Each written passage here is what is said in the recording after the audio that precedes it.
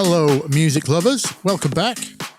I had this question from xrabs2010 asking, if a track starts on C sharp, why isn't the key just C sharp? Why in the video did I say it was in a different key? In that case it was F, and it's a great question. One I've been asked a lot. Why isn't the starting note the same as the track's key? It's a perfectly logical assumption, right? But as it happens, it's actually not the case a lot of the time. And it turns out it can be quite the problem for DJs and dance music. So if you've ever wondered why certain tracks sound weird when mixing in, or if you've ever just struggled in general with the whole key scale thing, this is the video for you. Let's go. Now, there's a lot of examples of this through history, but the one that keeps coming to mind off the top of my head, and the one I am singling out today, is Mike and Me's edit of Coolio's Gangsta's Paradise. If this mix ever annoyed you, now you're about to find out why. Have a listen to this build and drop.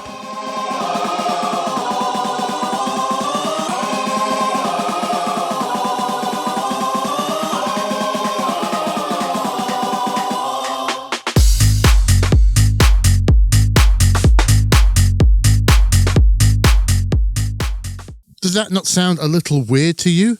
Okay, maybe that's not too obvious to you. It is just a bare bones drop after all, with just the bass and drums. Let me show you this then. I've overlaid the chords with both the choir and the drop, so you can hear what's happening a bit more clearly. Let's play that same build and drop back with the chords overlaid, and let's see if you can hear it a little better now.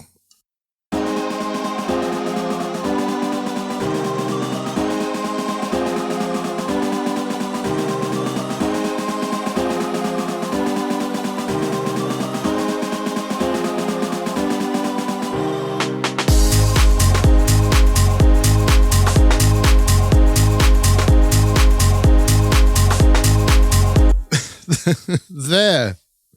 Tell me that's not weird. Something's wrong, right? Well, this is what can happen when we assume the first note is the key. Now, let me explain. So if we're talking about finding the key of a track, we first need to talk about what is a key. The best description is probably to call it the tonal center. In the past, I have sometimes referred to the key as the starting point. But that's probably not a good way of describing it, because there are notes either side of that starting point, and those notes go round in a rotation. You'll notice here, A sharp, B, C, up to G sharp, and then we go round again. A sharp, B, C, and so on and so on. 12 notes on rotation in both directions. So yes, the key is probably best described as the tonal center, because it's our center point in this rotation. Okay, so we've established 12 notes on rotation, and if I was to tell you all these notes are the same distance apart, it doesn't matter where you start. It's like picking a starting point on a perfect circle. It doesn't matter where you start, it comes round regardless, okay? So what's the point of picking a key? Great question. Well, the thing is, we don't make music with all 12 notes. In the same way that a game design artist is going to pick a limited colour palette out of every colour available under the sun, we pick our colours by picking a selection of notes, and that is our scale. Now, most scales you've heard of, major, minor, etc., are a selection of 7 notes. However, what most people miss about scales is it's not the notes themselves that determine the type of scale. It's actually the pattern of distances between each note that determines the type of scale. Here is a classic example. On your screen is the scale of A minor. Notice the height difference between these two notes. They're separated by 1. This distance we call a tone. Whereas the height distance between the next two notes, there is no note separating them. This is what we call a semitone. Remember, I'm talking in terms of height, not distance over time, left to right. Let's make these all the same length, shall we? Here's our 7 notes. So you can see the first 2 have a gap. This is a tone. The second 2 do not have a gap. This is a semitone. Here we have another tone, tone, semitone, tone. It's that pattern, tone, semitone, tone, tone, semitone, tone, that creates the minor vibe. Doesn't matter where we start, doesn't matter about the actual notes. If we were to start on D sharp, this is now D sharp minor. It's tone, semitone, tone, tone, semitone, tone. This pattern of distances is what gives us minor. Here is C minor, tone, semitone, tone, tone, semitone, etc. The minor bit is not the notes, it's the pattern. Now you might notice these patterns aren't symmetrical, they're irregular. And that's going to make a big difference regarding where we start. Here is the classic example. If we take the scale of C major, you'll notice it has all of the same notes as A minor. You've still got an A, a B, a C, a D, an E, and an F, and a G. However, we start on C. So even though it's the same notes, now we have a different pattern. The pattern of major is tone, tone, semitone, tone, tone, tone, and semitone to finish. So you can see that even though it's the same notes, now the starting point has determined a different pattern. Therefore, we have a different scale. Now we're in major. So starting point matters a lot. So the same deal. If I move this somewhere else now, to A for example, this is now A major. It's tone, tone, semitone, tone, tone, tone, semitone. That's the major pattern. Different to minor. And different to Frisian or harmonic minor.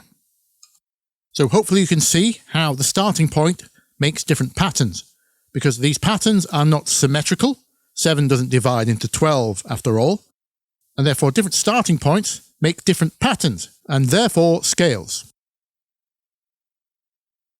Okie dokie, so that's the theory bit out of the way. Armed with that knowledge, let's put it into practice and look at our track. Here's the main choir sample from Gangsta's Paradise. I've put that into MIDI for you. Here's that. Sorry, I don't have a good choir sample, so strings will have to do.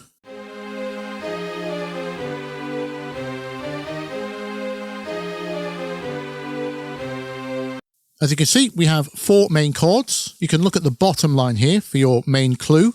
And here is that simplified as just the basic chord triads.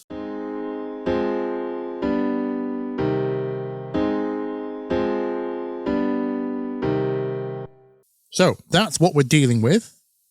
We're starting on a G sharp. The bass starts on the G sharp, as does the Mike and Me bass. So we're assuming a key of G sharp. So to find out what scale this is in G sharp, we just simply have to find a scale that matches the pattern of all of these notes. Let's do some detective work. Here's all the notes from that part put in order. It is 7, so we know it's a 7-note scale. It's G sharp, B, C, D, D sharp, F, and G. More importantly, what's the pattern? So we have, first of all, a very strange jump here. We have this gap of 2. This is what we call a tone and a half jump. So tone and a half, semitone, tone, semitone, tone, tone, semitone. So let's find the scale that matches this pattern. Let's change this to G sharp. Now these blue lines are all the notes in that scale. So let's see what lines up. It can't be major. The D's changed. The B isn't there. These match up. Let's look at minor. G sharp minor. So G, B fits. C doesn't fit. D doesn't fit. D sharp does. F doesn't fit. G doesn't fit. Now, if you don't know your scales, we could be here a while, so I'll save you the bother. In fact, you won't find it in this list at all. That's a bit of a red flag, right? But there is a scale that matches this, and it's called Lydian Sharp 2. It's extremely rare, but it does exist. So that's it, right? We've found the key. It must be G sharp Lydian Sharp 2. Not quite. Let me explain. There's another thing we need to discuss. Feel. How does it make us feel? This is music after all. We can discuss notes and numbers all we like, but it comes down to how it makes us feel. Let's run a little experiment.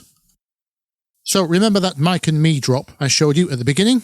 It's using a very common structure for most house and tech house and other genres, whereby in the break there is a chord progression, and then in the drop there is not. So in the break it's changing between different chords, and then when it drops, it picks one and stays there. And in 99.9% of cases, the drop uses chord 1. You may have heard the term on the 1, and that's what that refers to. Even if there's not an actual multi-note chord there, the bass will be on note 1 of the key.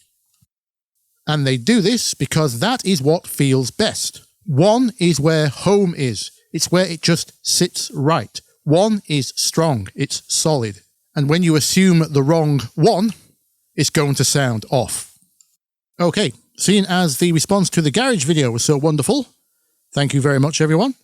Let's do the same thing. I'm going to play you 4 options, and you can tell me which one most sounds like home. So here we have the 4 chords in the break. These are going to build into the drop. We've got blue, purple, yellow, and green. Then we're going to do a drop with each of them. And just like last time, you guys are going to tell me which one sounds like home. Here's number 1, blue.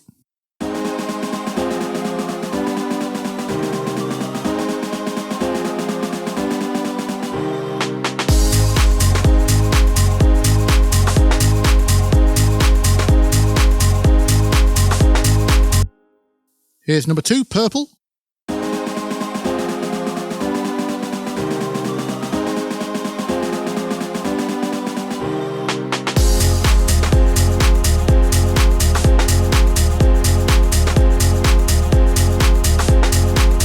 Number 3, yellow.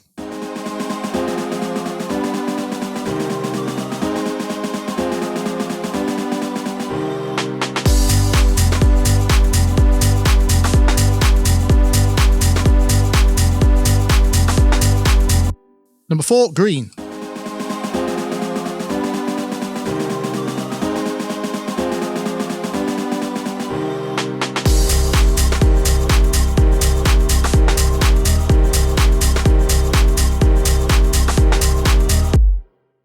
Okay, tell me, which one did you pick? I picked number 4, green. I think green sounds the most solid. And if we have a look, green is not G sharp. That's a C minor chord. But we don't just have to look at chords. There's more to a track than chords alone. Let's look for some more clues, shall we? What about the main melody? Stevie Wonder's main vocal melody on the top here.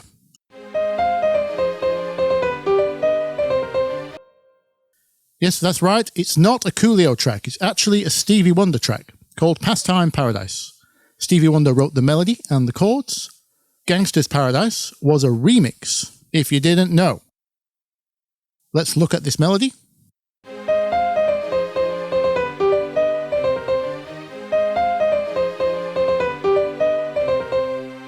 On its own. Where does this sound like it resolves? Is it here? Interesting. C. Also, have you noticed? No G sharp at all. That's a little bit of a red flag, right? A track in G sharp would surely have G sharp in the main melody. Sure, it's possible, but it's definitely unusual for that to happen. Let's look for some more clues. How about the string stab line?